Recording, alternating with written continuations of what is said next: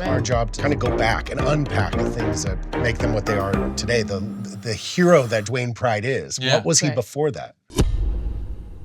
Hey, I'm Diona Reasonover. This is NCIS Partners and Probies. I'm Brian Dietzen. Today we have a very special NCIS Origins edition of Partners and Probies featuring an amazing director, Hanelle Culpepper, and actor Shea Buckner. He's a new one to the cast. Oh yes, because he is playing a young Dwayne Pride, as in NCIS NOLA Pride. That's right. He's playing a miniature version of Scott Bakula. Why do you make him sound like a miniature pony? Not miniature. I mean like younger. Yes, thank you. He's younger. He's actually taller than Scott, I would say. He's a big. He's an Olympian. The guy went to the Olympics.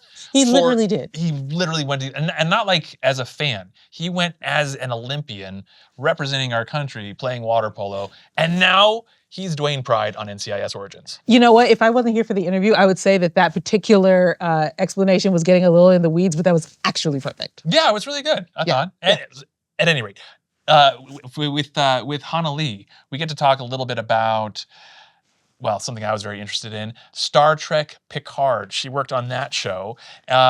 With Shea, we were going to talk about going to the Olympics, representing our country in 2012.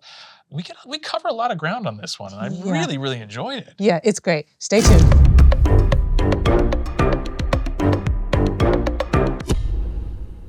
Here we are with Hanelle and Shea. Thank you guys so much for coming today to talk about NCIS Origins, and everything you guys are creating right now. We could be more appreciative. Oh, excited to be here. Yeah, definitely. Okay, so you two just wrapped shooting on an episode together a few days ago, and we heard there was some major tension on set between the two of you, and I'm sorry that we had to seat you so close together. We couldn't find a wider couch. Yeah, we don't get along. As far as I can get. Didn't have the money. It's a tough look, and I'm sorry for it. No, we've heard you famously get along together.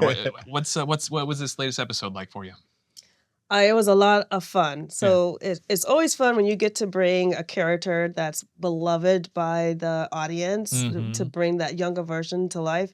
And so we were like so lucky to have found Shea. He did such a great job. I think the fans of NCIS New Orleans are gonna love him. There was a point when we were shooting, the writer Ron and I looked at each other and we were like, we have our pride. We have our pride. We were like just so happy. Yeah. So it was a great shoot. That's cool. Thank you. That's the first feedback I've heard. So, yes, it could have gone one of two ways, and I'm glad it went that way just now. If we got that on a podcast, that would just live forever. Yeah, exactly. So, well done. Thank you. And for me, it moved fast, right? And it happened all so fast, and it was so natural stepping in and working for you. You made it welcoming and easy and professional, and I thought the work was rewarding, and it was really a joy to be on set with you every day. And even a 5 a.m. call time, I was so excited to go to work every day and bring this character to life. And that's, I think, a testament to your leadership and your direction and working for you. So very grateful. Thank you. Yeah. Well, talk to us a little bit about the Fed 5 task force. Fans of the show will know that it was originally introduced as kind of a backdoor pilot to NCIS New Orleans, but it plays a huge factor in your guys' show. So talk to us a little bit about that. Yeah, it was funny. So we had the picture, like whenever you find out that you have something that's connected to another part of this universe, then I go back and make sure I watch the stuff and try to learn as much as I can about it. And so had the picture. Also, Betts is in this episode, obviously, since he's part of the Fed 5. So we got to introduce his character, his younger version of his character.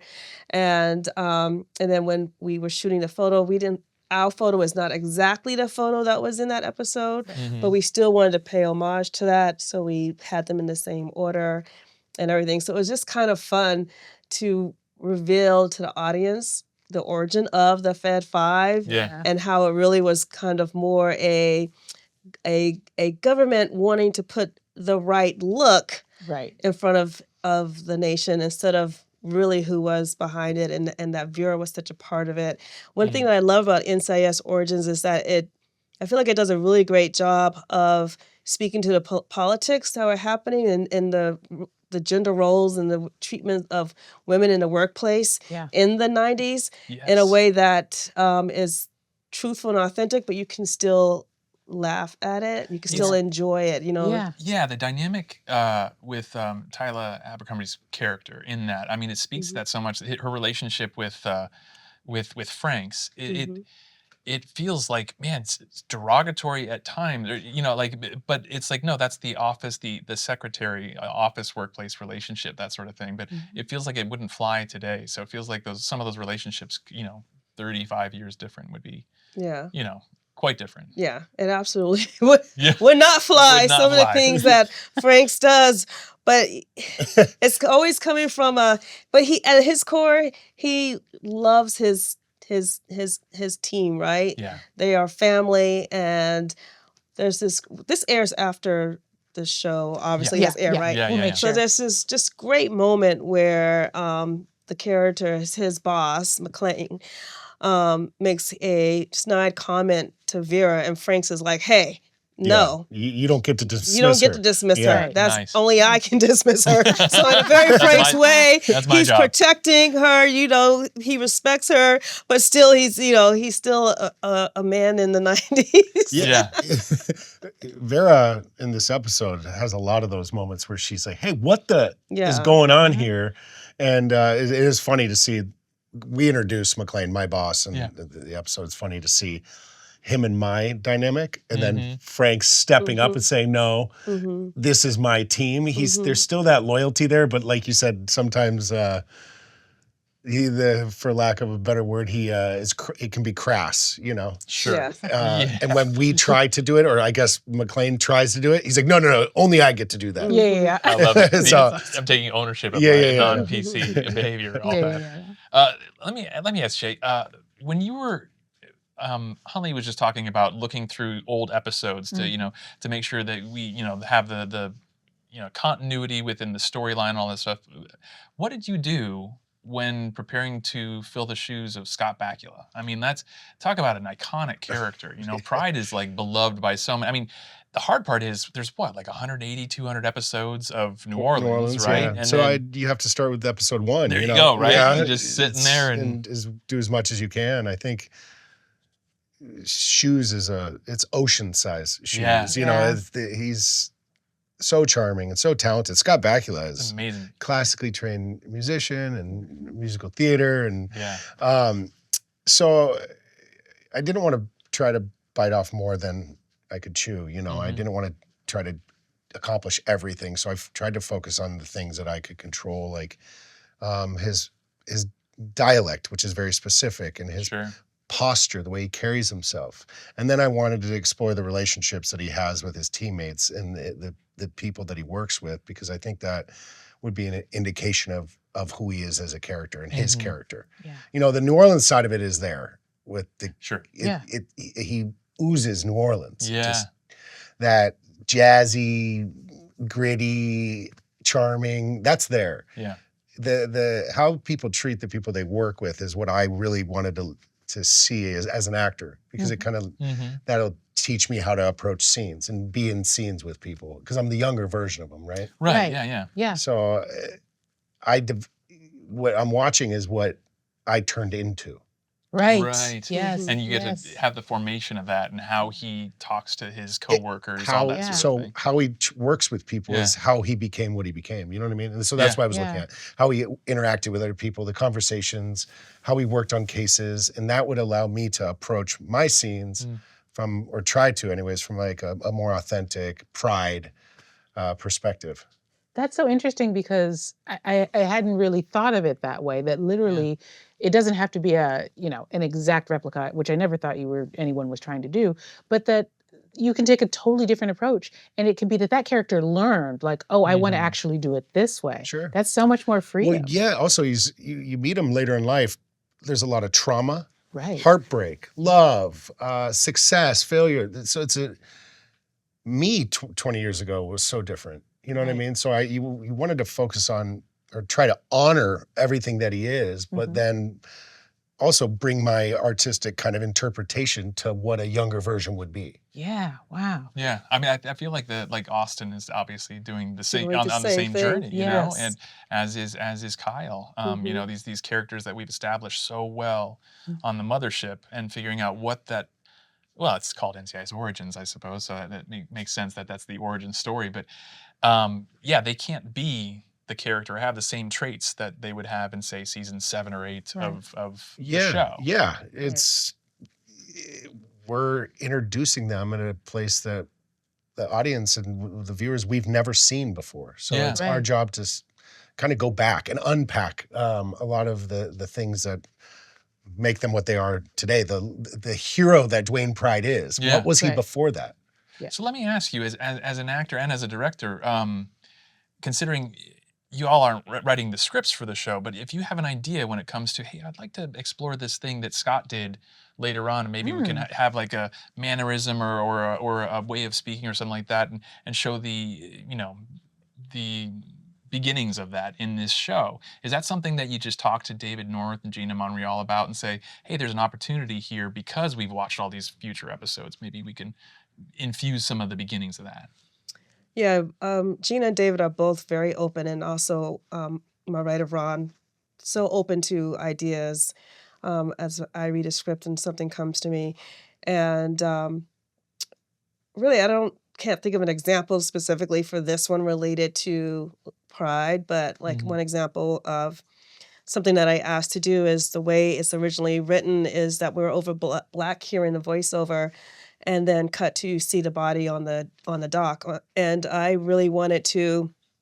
I was like, it's such a perfect time to have this image of this body in the water, and I assumed that budget was the reason we couldn't do it and why it wasn't on the page. And so I was like, what if we do it this way? What if we use a GoPro and put it in the water, and we'll use a dummy, and we'll just make it really simple and abstract and just this cool image of water and the light coming. And then this kind of, it could just be like a little bit of the hand or a little bit of the body. Like that way we don't have to have the whole marine team and have a stunt person in the water and have all the stuff that goes with the costume to keep them warm, and health and safety come out to see if it's even safe to put a person in the water, because we were shooting at the marina in San Pedro and all this stuff. But I just felt like you really wanted that image, and that it really would contrast nicely with the smash cut to the close up of this poor person who'd been killed. And they were very open to that. And what turned out that they originally did have where you could see the body floating in the water. And when they had turned that in, I guess in the outline stage, had gotten a note this was going to be too expensive. And so they were very happy to have a way that we could kind of still give them that. So I haven't seen it yet. I see the editor's assembly tonight, so I hope it was effective. So you go to work tomorrow on this. Yes. That's so cool, though. I love the way directors think, like that visual, to pick up on that breadcrumb and be like, no, we got to see that. That's so visceral. Can we talk a little bit about, for both of you, the relationship between a young Pride and Gibbs? Because there's a little tension there. And I'm curious about how you both chose to kind of craft that relationship. Gosh, I feel like for me, so much of it was just in the casting of Shea. And then a lot of it was so on the page. And then they just had their chemistry and their vibe. Oh, wait, can we tell the sister about your sister? Oh, how we went out? Okay, so we got to hear it now. Yeah, share the story of why you already knew Austin. So I walked up. First day we were going to rehearse this sequence. The shootout scene. Yeah, the sequence in the warehouse, and I walk up, and Austin goes, "Shea?" Not you rearing all the way back. Shit, I was like, yeah, man, what's up? He's like, you're Dwayne Pride? I'm like, yeah. So last time I saw him, we went out to a bar on Fairfax, him and his brother, and me and my sister, and we went out, we had a really fun night. That was years ago, 6 years ago. Oh, that's great. And that was the last time I saw him, and I walk up on set, and now we're working together. So it started us off in a very familiar work. Yeah. You know what I mean? Where we knew each other. Yeah. It's a great relationship, and it just carried into the scenes, I think. And Gibbs is Austin. I'm using his words. He says Gibbs never has a good day at work. Just prime, yeah. This is where we're starting from. FYI. And so, Pride, in many ways, is always having a good day at work. Okay. Yeah. He's not too bothered. Yeah. And when you put those two energies in a scene together, it's on the page, like you said. Yeah. It just That's it cool. happens. The friction happens naturally. And I think often my note to you was just to just smile and like let it Have like fun. yeah, Have just fun keep with it. having fun with Yes. him. You don't have to needle him. Just the Yeah. fact that you are unbothered Right. needles him. Or flirting with With yeah, Llama. yeah. Just enjoy yourself. And you can see Austin. You can see Gibbs in the corner just going. It's enough. You know what I mean? love I don't that. have to. You're right. You Yeah. don't have to play into it. You Right. just can enjoy being in that position. I mean, guess the character of Gibbs has always said so much with saying so little. it's You know, so I Austin's can only I haven't seen this episode because you guys just shot it, but I can only imagine what it played like. Yeah. Sitting opposite Austin can not move Mm-hmm. and say so much. Mm-hmm. His lips won't move, and he's saying so much with Yeah. his face and his expressions and in his gaze, and he'll lock eyes with you. Yeah. It can be intense. He's Yeah. he's a very strong Gibbs. You know what I mean? So being opposite that, it was fun to not have to match the aggression, to actually Sure. blow it off and say, "I'm not too worried about it, man." You know? Yeah. Yeah, because one That's- thing Gina and David kept telling us is for the incident in which their characters first met, Mm-hmm. Mhm. for Pride, he's moved on. It really is nothing is water under the bridge. Mm-hmm. Meanwhile, for Gibbs, he's held on to this all these years. He's been so pissed at this guy, Right. which we've all had that thing that Yeah. that one person that did something and you've like you Forever. feel it. Yeah. You feel it Yeah. to this day, Yes. and they're like, "Oh wait, what? I don't even remember that. Yeah. What happened?" She's still laughing about it. It's so. I say it even in the script. It's written. I know I moved on. You know, like figured you had too, kind of thing. You know, and he's like, "You punched my dad." Yeah. But it Jeez. turns out that this airs after, right? Yeah. Yeah, Okay. yeah. Yeah. We did say that. Yeah, it turns out it was a big misunderstanding the whole No, time. this is live. Yeah, this is going out to fans Yeah. right now. Spoiler alert, I'm playing Dwayne Pride. I really hope that one of my favorite scenes is there's an arm wrestling scene between like a- Gibbs and Pride. Have you And seen it's Austin's? Have you seen Austin's muscles? Yeah. Austin's he's But I'd say he's in shape. But it was Let's funny. be honest. We were like, they were He's like, got which way, which muscles, which side should I be on? Which muscles the better? Which arm? It's one point. Austin's like, can I take my shirt off and have my? And then you were like, oh, but I don't have gotta- my t-shirt. I have to keep my shirt. Are we on." going shirtless in this? Yeah. And then Caleb busts through the door and he's like, guys, He's like, I'm sorry, too. but there's some serious muscles on that set. I'll Wait, tell you. really are. who wins though? Because I need to know. You for will now. never know. Randy had. Well, I guess Oh. Randy says who won, essentially. Yeah, I tell him I had him closer to the table for a longer period of time. period of time. Okay. Randy finally just was like, "Oh, you mean because Pride beat you?" Yeah. Like, but everybody else is like refuses to say, and you won't see it on camera. Yeah. Yeah. One of these shots, Austin and I were flexing, right, to try and keep our biceps. oh yeah, Our yeah, biceps is Yeah. we were really trying. get the pump on. She didn't call cut. And so him and I are like almost looking like, are we gonna cut? It was like fully fatigued, like a real arm wrestle. You knew this was happening, right? You're like, let's just see how long I these mean, knuckleheads the go. thing is, I was trying to get singles of the key characters reacting, Yeah. so we were roaming around, and I That's- was like telling the camera, "Okay, you've got enough. Keep." Like I thought he was going to roam more, so I was like, "Okay, tell him to move on to that." Okay, go back, try to get like that was happening. Meanwhile, and we're then finally we're I'm like, fighting for our lives. and then finally I'm like, I love that. they actually look really tired. So yeah, that cut. I was like, So my poor funny. actors have been like, Because we're not arm wrestling, we're actually just Yeah. loosely gripping each other's hands, but flexing. Really, you're just Yeah, like yeah, flexing you're- is you're- you're- trying, you're yeah. doing it, popping you're the doing whole it. time. Yeah. I would do mine, but I don't want my Yeah, jacket. yeah. Yeah. Trust me. Dehydrating your when arm, you see trying to Austin's get the- arm, you're gonna know exactly what I'm talking about. I didn't realize he had such big Biceps. muscles. They're Yeah. they're insane. Well, I mean, let's be honest though. You are like a literal Olympian. Yeah. I Yeah. mean, you water polo. I you was. Played, Yeah, you yeah. played in the 2012 Olympics. You're I did. underselling this a You're little under- bit. you're- Just you're a in the little 2012 bit. Olympics? You're burying the lead a little Oh, bit. that is so He- cool. Yeah. I did not look when I did my research. I did not go far enough. Clearly, So give us the inside scoop. How do you go from being a world class water polo player to stage and screen? Water polo, I played it my whole life. Mhm. My dad was a water polo player, and I got into it on a promise I made my dad in 1996. I said, I'm going to be an Olympian. Oh, Okay. And he that's goes, so cool. what sport? I said, water polo. Just off the top of the Wow. dome. And it was goal setting and dedication, and Oh, man. and my mom and dad driving me to practice mornings. You know, it took a village to get there, and Early and hours, it, huh? yeah, Yeah.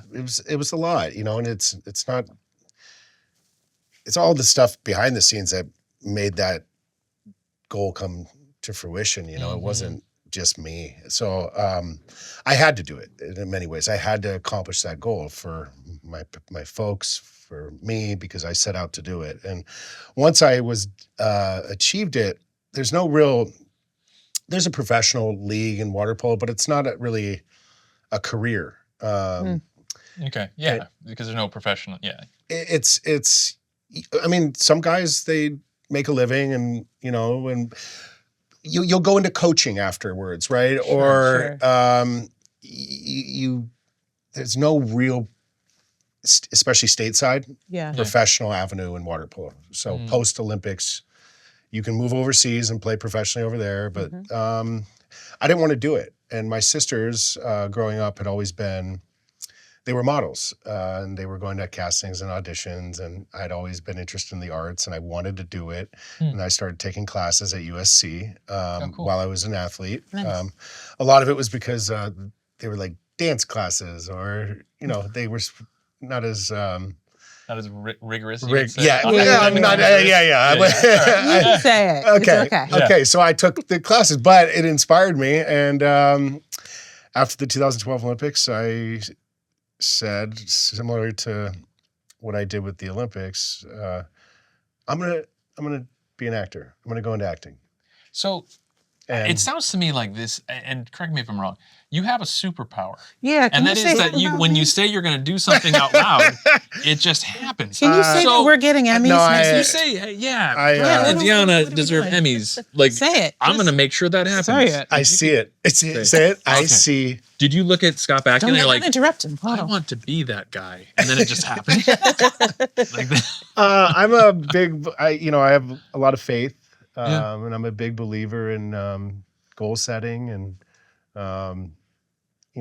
discipline. And I think I'm also very fortunate, that I get to do these things, and I'm able to do it. I'm in a very fortunate position to do it. So yeah, I mean, and I'm by no means have I arrived. I haven't arrived by any means, but I'm grateful that I am achieving these goals and living the career that I dreamed of. I'm very fortunate. It sounds to me like that's like hard work is the key. That sounds like the continuing theme here. But also, do you want to set an acting goal now, an Oscar, an Emmy? Do you want to put it on camera? No. Okay. Fair. No, I think I'll do it. I want him to win an Emmy. We want Shea to win an Emmy. I want him to win an And Oscar. us. And us too. And us deal. too. Yes. There I you go. want him to Hanelle. spin off the character and do an NCIS New Orleans Origins. Hey, NCIS. now we're talking. Pride. Well, actually, I have a fun fact that we actually just found out right before this, which is that you were on the mothership. Yeah, I was worried about that. You were? Uh-huh. There's some Dude, characters that have been on. We're using It's okay. actors Oh, yeah. that we used 10 years Yeah. ago. for I was a different dead acting body. parts. Yeah. Okay. Just in life. I was so when I got That's a lie. when I originally got the job, I didn't want to bring it up, and I told my agents, I was like, guys, I was on NCIS. I was a guest star on an episode, and It was like, yeah, like Xavier Blackburn, I think was 2018. Yeah, I think the character's name was Xavier Blackburn. I worked with Mark Harmon, Yeah. saw his trailer, Yeah. and things amazing. Heard the Yes. whole story, and Yep. Wilmer, and You didn't die because I didn't meet you. I didn't Yeah. die. I was a killer, I think. But let Yeah. me say this. Let me say this. A Gibbs rule is you don't waste good. And you're obviously good. So why would they for a second say like, no, we can't, we would waste this good and not have him on Origins? They wouldn't do that. Yeah. I think it was really about finding the right person for this role. who favored Scott enough, but also could bring all the charm and personality and all of those characteristics. And so, like, to have said no because you were on something else, I mean, in the procedural world, it happens all the time that actors end up in multiple episodes of the same show. Yeah, we were just talking with Caleb Foote the other week about him going on NCIS Los Angeles, and he was like it's like a playboy, played like a playboy millionaire who had like tons and tons of money and was like really like kind of a gross guy. He was hitting on Danielle Rowe's by the way, I can totally see this. This is so funny. Yeah. And so if he can do that, you could do Pride. I truly grateful for even if it is the one episode, you know, it's such a cool character. And to come back on NCIS, they treat me so well. Yeah. From top to bottom, it's just, again, even if it was just this one episode, I'm really, really grateful for it. Yeah.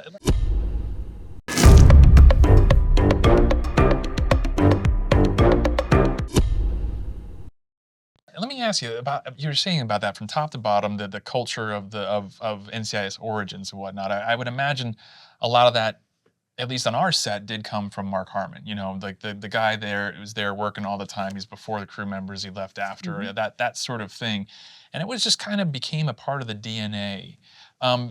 Is that similar? I've not worked on the set of NCIS Origins, obviously, because I don't think my character was born yet, but or maybe he just was born. But I'm curious. Like, what is the vibe there? Well, what do you attribute the success of this entire franchise to? Is it that kind of you know, we're just going to work hard and work long? I feel like it's successful because you have such a great core cast and their chemistry. It's just so wonderful to watch, and I feel like Gina and David do such great jobs with the scripts. And what it's cool about Origins is it so feels like it is of the NCIS world, and yet it feels also like it's its own thing. And it goes a little bit grittier at times, a little bit probably more focus on character than the case of the week sometimes. So it has the humor that this franchise as a whole has. So it really feels like it's one of the siblings, but it's its own thing. And I think the audience appreciates, and of course you have the character of Gibbs. So I think the audience really appreciates feeling like they're watching something that's of the same ecosystem, and yet learning a little bit more about all these favorite characters and enjoying the character-driven storylines that Gina and David give it, and enjoying the chemistry of this cast. And yes, the sets, you can talk to that too from your perspective. From my perspective, it's from top to bottom, everyone is so kind and work their butts off. And it's so massive, and everybody is so good. You know what I mean? They're just good. It's all good people that are, I think everyone's just, again, I was only there for one episode so far, but well, two. That was I could talk about it now. Phew. It's just, I think everyone's happy to be there, and that even at the table read. Yeah, it was a fun table read. You know, our bosses are the table read, as you know, and they're sitting at the front, but everyone's got a smile on their face. People are laughing. You got the series regs that are leading with charm and character, and it just creates a really happy and positive work environment, and very respectful too, because also the work matters, I think. Absolutely. It matters, and these characters matter, and people that watch the show really care about it, you know, and I think that's, for me anyways, I was very aware of it. Because it's not always that way. Like when you're on, it's not always the best time. You know what I mean? Yeah, there's plenty of times you just kind of hit your mark and bark, and, and then you take off. Move on. And then, go home. Yeah. But I'm crediting that for you because you've directed several episodes of NCIS as well, and it seems like you've really cultivated a set where sharing is welcome, where like play is welcome, and it's rare to find directors sometimes because you're so pressed for time. Yeah, that's one reason I reach out to the actors ahead of time, because I at least want to say hello and give them the opportunity to You did that. reach out to me if they want to that's discuss great. anything, Thank you. because once we get on that set, it is so crazy and pressed for time. But the one thing that I really try hard to do as a director is, no matter how pressed for time we are and we need to move on and just try to make the day and having that timeline in my head, I try to, when I call action, then I'm all about the cast and really making Oh, sure yeah. that we're getting what they need, because ultimately it's the performance that's going to make the episode, live or die. And also try not to move on to the next thing unless you all are feeling confident too, because I've had times in the past where I've moved on and the actor was like, yeah, I just really wish I had spoken up, or wish I had tried this. So I try to, if I have time, I'll like go again and say, if there's anything you've been wanting to do, this is your chance to do it. But when we're really pressed for time, just really checking in and hoping that they feel good. And if they want another one, like no matter how late we're going, I will always give my cast another one. I feel like I have to do this right now because we did not do this with you. Is there any goal that you have that you want to set right now Yes, what- on camera so that it is set in stone? I want to have a film on the giant screen. Yeah. I love I that. want to have a film on the big That's screen. happening. That's happening. I'll say that's happening.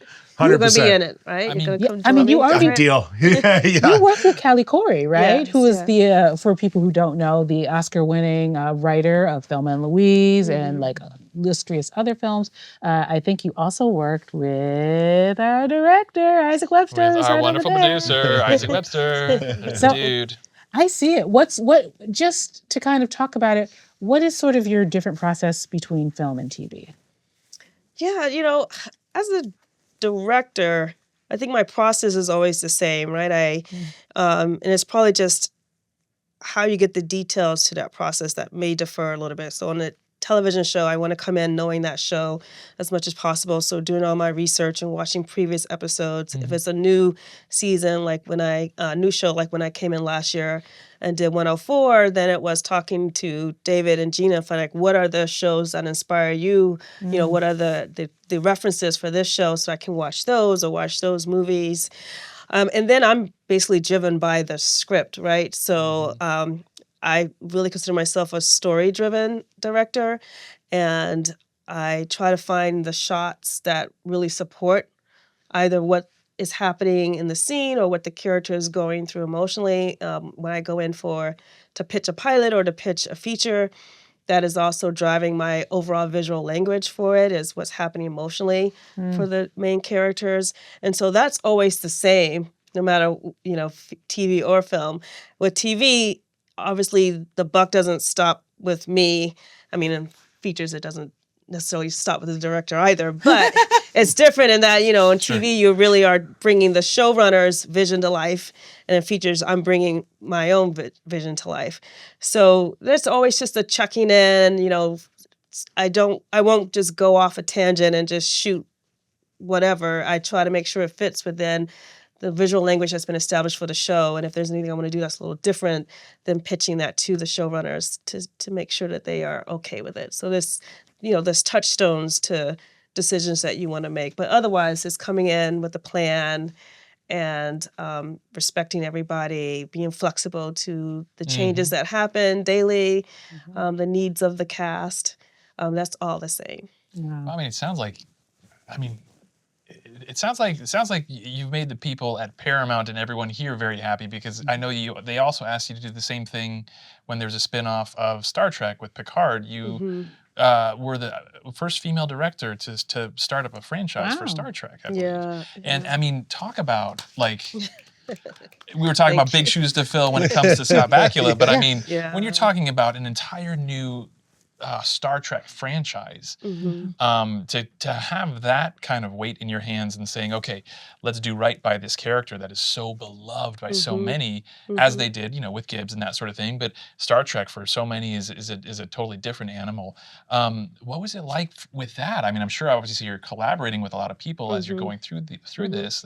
Patrick Stewart being one of them. But give us a little insight as to kind of what that experience was like. That had to be amazing. Yeah, I mean, I was also a huge fan of Picard and Patrick Stewart, and so it was actually very stressful because I do know how much he is loved by his fans, and so you want to do right by that. It was also my first pilot, so there was the stress of Oh my that. gosh, it was your first pilot as It was well. my first pilot. Well, Yes. you did a lot right.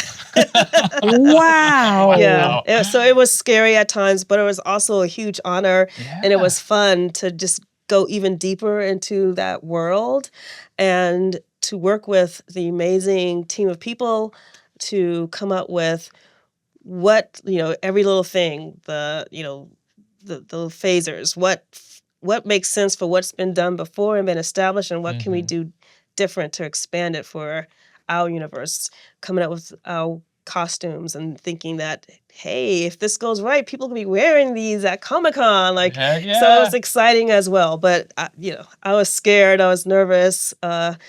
Just always wanted to make sure I was doing right by the fans. And that guy's a legend. I'm still like reeling about the fact that was your first pilot. I'm still like, wait, what? I don't know what to do. Pretty cool. Yeah, that's very cool. She knows her stuff. Yeah. She really does. This one over here is really good at what she does. She's really good. Dude, I'm sorry. I don't even have a question. I'm just amazed. So you said that you obviously looking at the history of shows and whatnot.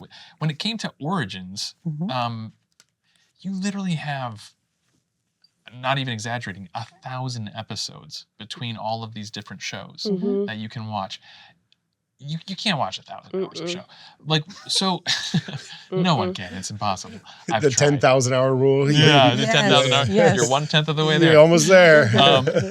So who gave you kind of a primer on saying, hey, here's the selected cuts that you need to, the greatest hits, or maybe not even greatest hits, but like these are seminal shows plot-wise that we need you to watch. Gina and David Okay. would give me that, what would be the episodes that are key. Plus their writing team has all of that too. Their writer's assistant he's kind of like an encyclopedia Yes. for nice. knowing We had a few of those as information. well. So Yes. if there's anything that was relevant, and often it's in the script too, X character from, season whatever episode, blah, blah. So a lot of that came from them as far as some guidance on what specifically to look at to help for the story that we were telling in that episode. Okay. And on this episode, he had written on New Orleans, 5 episodes. Yes, our writer was on Oh, okay.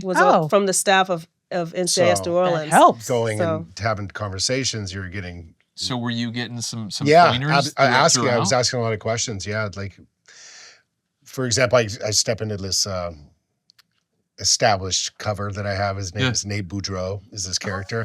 And I'm like, has this existed before, or does he use it later on, And Yeah. what kind of guy is he? Because I kind of wanted to make him flamboyant and it's like a bad cover, and Sure. he didn't. So I was able to come up with my own, you know what I mean? Yeah, Right. I have my assistant scouring, find it where he's played Nate Boudreau, and she's like, I'm not finding anything. And I'm like thinking, okay, dig deeper. There's It's gotta there be. somewhere. Well, And I then we was asked worried. Ron, he's like, oh, I made that up. And I was like, well, that's why she can't find it. I was doing the same thing because I'm like, who is Nate Boudreau and how does he act? Because I can't love go it. play this So established cover and not be, so turns out he just made it up. But I love that because I love that theoretically fans of the show who consider themselves super fans might be doing the same. Yeah. Oh, they'll know. Yeah. Did I miss something? Did I they'll miss know. one? We're telling them now, save yourself the time. Don't tell them. No, Don't tell because them. there'll be a few fans out there be like, yeah, I remember Nate Boudreau. Yeah, I remember him. It's a episode. It's a Yeah. very small episode. Oh, it happened here, Watch yeah. it. Guys go to a I know all con, about it. Somebody's going to be like, excuse me, I don't think Nate Boudreau was right-handed. Yeah. Left-handed, like Yeah. in canon. But you see his outfit too. It's great. Oh, I cannot wait. Yeah, he's got a gold chain, and it's like Pride ran into the closet and was like, what looks like not undercover, but totally, Grabbing a hat. yeah, like leather boots. He's got a cane. He's got a It's with the fur, Wears apple different bottom shoes. jeans. Yes, I think that's what he was singing. No, this is in the 90s. No, so. maybe not. I want to look forward a little bit, and I want to talk to you both about what you'd kind of like to see. What storylines with your characters or, episodes of Origins that you'd kind of be interested in. Oh, wow. I would love to see more Vera episodes. I really love that she's a out of the box thinker and is trying so hard to come up with different programs and stuff, needed things for the character. So obviously we see Vera in the mothership, Yeah. but I would love to continue to see more of her storyline of what was happening for her before that point. Yeah. That'd be What cool. an actor. I love that. She's Yeah. so good. Yeah. Anything for you? Anything? I think that's a pretty Yeah. easy answer. I'm, More pride. You're More like, pride. I want to see more Pride.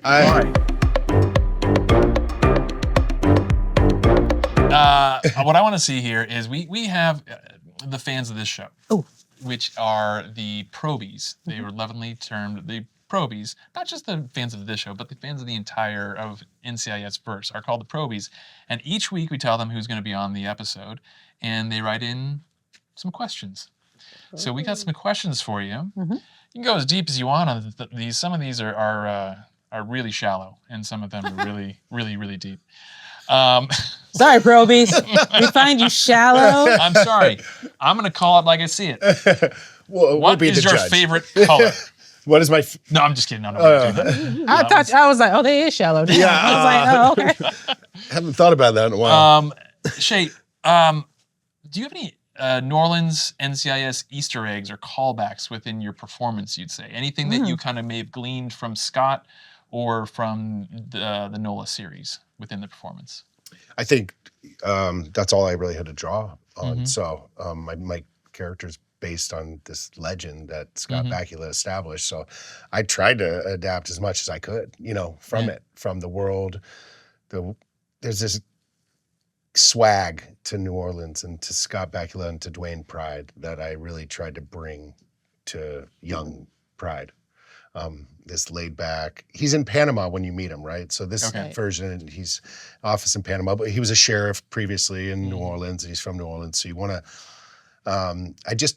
it was so much. It's a monumental task to try to play it because and it's so well established and it's been watched. You know what I mean? It's people know the character. So I wanted to try to bring as much of what Scott did as possible, to be honest. So hopefully some of it shows up. I'm sure. I am sure. I'm sure that you had someone to talk to in that in Austin. I'd say cadence. Sorry to cut you off. I'd say cadence. If I could, the way I talked. Okay. To get his pitch and tonality is very difficult. Sure. But the cadence is something that I really was working on, and my speech and my dialogue, and I would talk to you about it. Where I'm working on, and sometimes you would say, "No, just." Go faster. Go faster. Or, I know you're working on it, but let's try to, whatever, And sometimes it worked and sometimes I had to let it go because maybe I was overthinking it, so we'll see. You had it though. Like I heard you fall back into it when you said New Orleans. Just now, yeah. just in the middle of that, I was like, there it is. Yeah, there's some, I worked with a dialect coach and there's some phrases that you come up with that you repeat to yourself that try to, because again, I didn't have that much time to. I was fine. They gave you one session with the dialect? Yeah. Dude, you got to tell us the phrases. You got to tell us the No, phrases. it's more like I just was saying his name, Dwayne Pride. You just keep repeating Dwayne Pride, Pride, Pride, Pride, and then you start to find the voice. Yeah.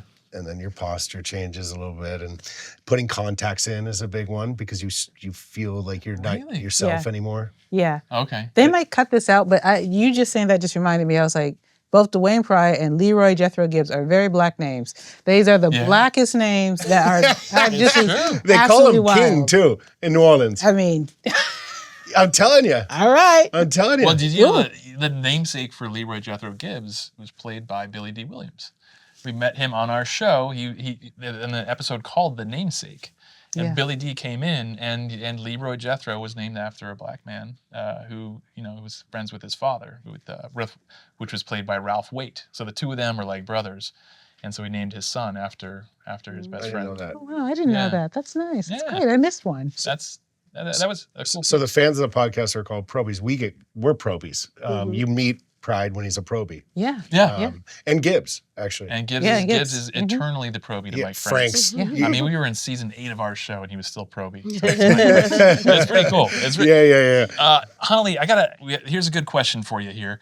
How do you capture the visual style for the NCIS universe in NCIS Origins? How do you capture it and make it different from, say, the Mothership? Wow. That's kind of a hard question because that's not a shallow one. That's a deep one. yeah, that's a deep one cut. for sure. Because to me, visually, the show is so different from NCIS. Mhm. NCIS is brighter lit Oranger. and Much more. um, A little more of that. The orange. Right Yeah. here, right here. We got a lot of orange here. Yeah, I we just yeah, Do I look the red? camera style No, you is look a good. little different. Yeah, so I would say that I don't necessarily try to capture the look of NCIS. Mhm. And even working with the DP, Kevin McKnight, we really shoot NCIS Origins differently. It's darker, it's cooler in the grade. It's I don't want to say more cinematic because don't want anyone to get mad, but they do try for almost a less procedural look and a more cinematic look. Oh, sure. Yeah. Yeah. Well, it helps with the sets that you guys have too. Is very. I mean, it feels like 1990s office interior as opposed to, with the bullpen at NCIS. There's glass ceilings. Skylights up top, and really, really vibrant colors. Which they wanted to make pop back in 2003. Right. And I think early 90s it's a different world. Yeah. I think it needs to be. Yeah, definitely less color. Yeah. So yeah, sorry, I don't have a really great answer, but it's funny because I actually had tried to do the pilot for NCIS Origins, Okay. and so I watched all of the NCIS shows at that time, and I was developing my pilot pitch because I wanted to come in with something that kind of honored the smash to the act out, Yeah. and what would be the way to do it for NCIS Origins, but would also feel different. So I came in with my pitch for that, and I feel like that was probably more when I was doing that. Was I trying to find a thing that felt like NCIS, but was different from Origins than my approach coming in to do an episode? Because at that point, then I'm honoring what's already been set. Yeah. Yeah. Keeping something going, but making it your own, but preserving what they established. Yeah. Did you have any more Proby questions? I had. Oh yes. Okay. Well, here's kind of the cool Proby question that I'll give to both of you. What's it been like for you two to travel back in time and live in the 1990s, if only for, say, a few weeks at a time? I could tell you, after we did the jazz bar scene, I was talking to my script supervisor Babette, and I was saying how happy I am that smoking is not allowed in bars anymore like it was in the 90s. Oh my, I do not miss that at all. So that's been that's been part of it. But then the music is always fun too. Going back to music, You guys have some such good music in the here. 90s. Oh, it's show. cool. Oh my gosh. And Pride's a musician too, so it was fun. The wardrobe's awesome. Stepping in with the jackets and the jeans, and it's fun. It's I don't know. I think it's because of the set, and like you were talking about it, you drop into it really quickly. You're like, oh wow, I'm in the 90s. You don't even have to pretend. You're like there. The sets are amazing, so well done. Wardrobe and It does give us challenges in that you can't just walk into a place and start shooting, or if you have to, you have to plan. They can't just run out to the store and grab San Pedro. stuff. Yeah, That's true. Yeah, you have to make sure a everything. Tesla driving around in the back. Yeah, like we couldn't close the street, but fortunately it wasn't a busy street. But it's like you have to be very much aware of the cars that are out there because they, and some cars you can't tell at all. But yeah, if a cyber truck drives by, there was one. Yeah, that's it. There was a cyber truck that was like. All of you guys would take off and be like, what the hell is that? Yeah, exactly. The future. Yeah. I still feel like that when I see a Cybertruck. Yeah. Well, I feel something. Well, guys, thank you so much for coming today and talking about Origins and talking about hopefully what will be many, many, many more episodes.